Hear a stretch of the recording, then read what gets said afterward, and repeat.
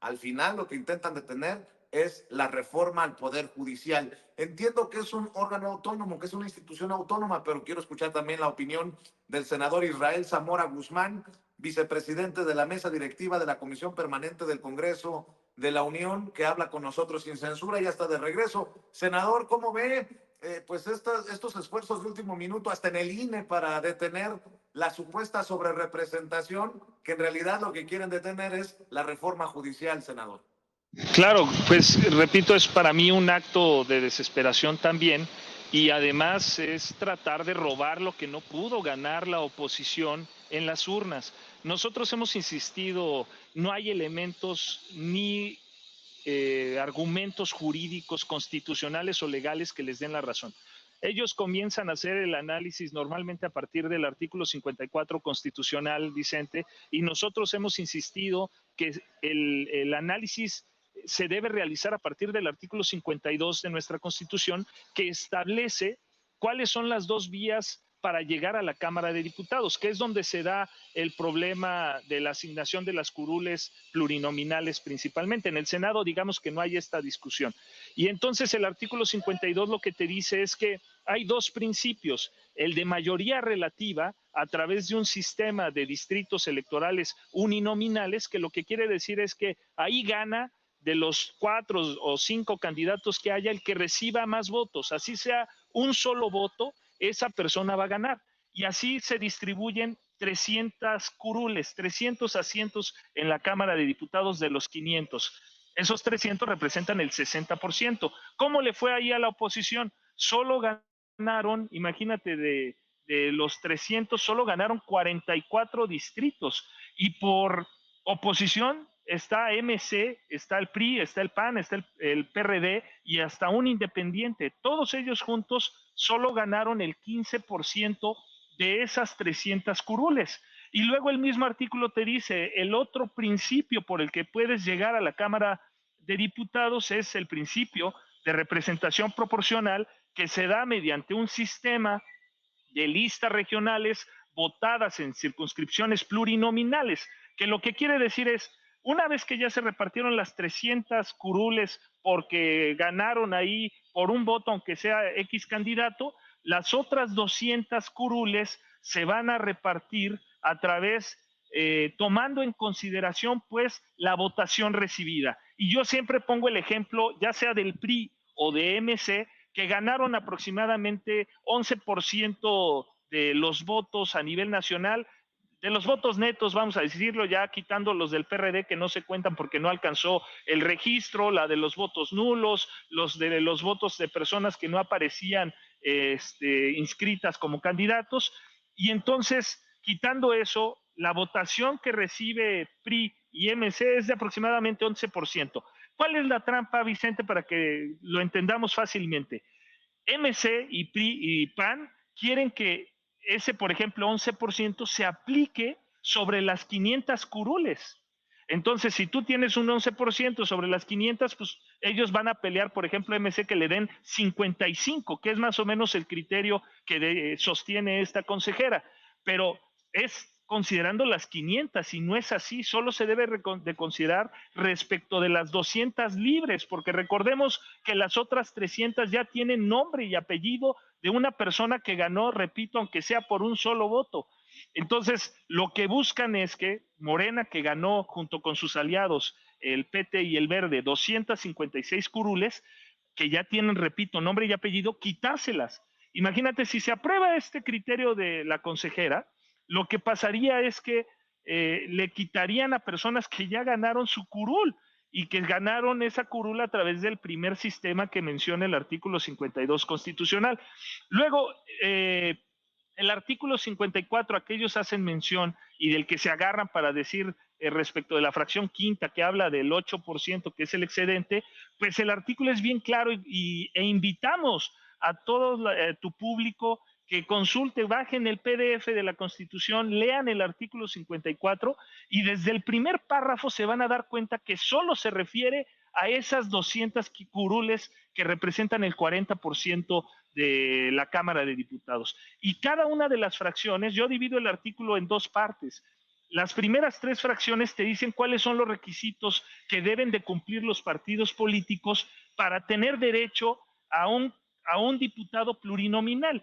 Y la primera fracción lo que te dice es, bueno, tienes que tener candidatos en 200 distritos uninominales, electorales uninominales. Entonces, ahí entró una nueva discusión en esta primera fracción, Vicente, porque la oposición, al no tener argumentos, al decirle, oye, no, te estás equivocando y es evidente tu farsa y es evidente tu intención de robarte curules que el pueblo de México no te dio en las elecciones, entonces ellos recurren a trampas, ¿no?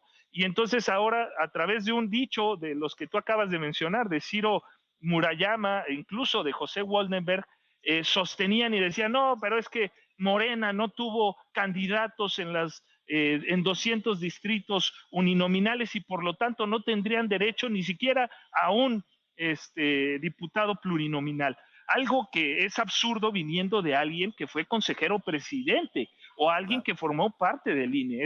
Es algo absurdo, una mentira incluso descarada, porque desconocen entonces el contenido de la Ley General de Instituciones y Procedimientos Electorales y de la Ley General de Partidos Políticos, que establece, Vicente, que un candidato, que de entrada que los partidos políticos tienen derecho a asociarse para tener un candidato común. Lo que quiere decir que tengas un candidato común, Vicente, es que si el Morena, PT, Verde, eligen a Pepe Pecas como su candidato, él cuenta para los 3. ¿Y por qué es así? Porque incluso se les prohíbe que en ese distrito en donde están poniendo como candidato de la coalición a Pepe Pecas, les prohíbe poner a otro, porque iría en contra de la propia coalición. Entonces, la figura de la coalición no es transferencia de votos como han querido engañar la oposición. La coalición únicamente es organizarte para que en un distrito tengas a un candidato común. Por lo tanto, a lo que voy es tanto Morena, tanto el PT como el Verde, incluso como el PRI y el PAN, tuvieron candidatos en más de 200 distritos uninominales. En algunos casos ese candidato coincide para los 3 partidos o para los partidos de la oposición que conformaron su frente. Entonces, esa es una mentira que ha sostenido Ciro Murayama y José Waldenberg y que de ahí retomaron, porque ellos son los que van dictando por dónde irse, ¿no? A la oposición de los partidos políticos. La fracción segunda del artículo 54 lo que te dice, ok, el siguiente requisito para que un partido político pueda tener derecho a diputados plurinominales es que el partido al final de las elecciones, los votos que reciba representen al menos el 3%. Si no tienes el 3%, además de que es un requisito constitucional para que siga el partido con su registro, tampoco va a tener, si no lo cumple, derecho a diputados plurinominales. Evidentemente, PT, Verde y Morena recibieron más del 3%, porque cuando iban a votar por este candidato común, la gente votaba por ese candidato en un recuadro de Morena o en un recuadro del Verde o en un recuadro del PT, de tal forma que si por Morena ese candidato recibió 100 votos, pero por el PT solo 5, solo se le consideran al PT 5. Y es mentira lo que ha sostenido la oposición de que Morena le está dando sus 100 votos para que ahora tenga derecho a plurinominales. Eso también es una mentira que no tiene sustento y llama mucho la atención la facilidad con la que mienten. Y después, la tercera fracción de ese artículo, del artículo 54 constitucional, lo que dice, Vicente, es que los partidos que cumplan con los 2 requisitos anteriores que yo mencioné, tener 200 candidatos en distritos uninominales y también tener más del 3%, dice esa fracción tercera, tendrán derecho adicionalmente e independientemente de los que haya ganado por elección directa a diputados plurinominales. Y luego ya las otras 2 fracciones, la cuarta y la quinta, hablan de restricciones y dicen, ok, el límite para un partido político, y ahorita te voy a decir por qué resulta muy importante esto, todas estas fracciones empiezan diciendo partido político, el partido político qué, y cuando llegamos ahí dice, ningún partido político puede tener más de 300 diputados en la Cámara de Diputados. ahí se agarraron también y dijeron, no, es que se debe de interpretar como coalición, y aunque Morena solo no tiene más de 300, sí los tiene si le sumas a los del PT y Verde, y por lo tanto se debe de considerar esa fracción como coalición y no como partido político, pero olvidan el contenido, Vicente, de otro artículo, que es el artículo 4 de la Ley General de Partidos Políticos, que cualquiera puede leer, que comienza a decirte las definiciones de lo que se va a entender por ciertos términos legales. Y ahí viene, se entiende por partido político y te dice bien claro, partidos políticos nacionales y partidos políticos locales. Basta de andar mintiendo, porque ahí está la ley. Si ahí dijera coaliciones, sí tendrían argumentos para decir, oye, pero es que ese artículo también dice que por partido político se deben entender las coaliciones, pero no es así. Y hay un principio en derecho que establece que donde la ley no distingue, no hay lugar a distinguir. Entonces, esto de la sobrerepresentación ha sido una farsa, ha sido una mentira a la que le han inyectado mucho dinero. Y si decimos, ya para conectar los dos puntos que hemos abordado aquí, si decimos que mexicanos por la corrupción o contra la corrupción, no sé cómo se llamen, liderados por Claudio X González, recibían dinero de la embajada y a través de esto se les dio la posibilidad de que lo difundan, podemos decir que está conectado entonces ese financiamiento de Estados Unidos para soportar este tipo de mentiras que no tienen ningún sustento jurídico, que no tienen, por supuesto, Claro, ningún claro. sustento constitucional.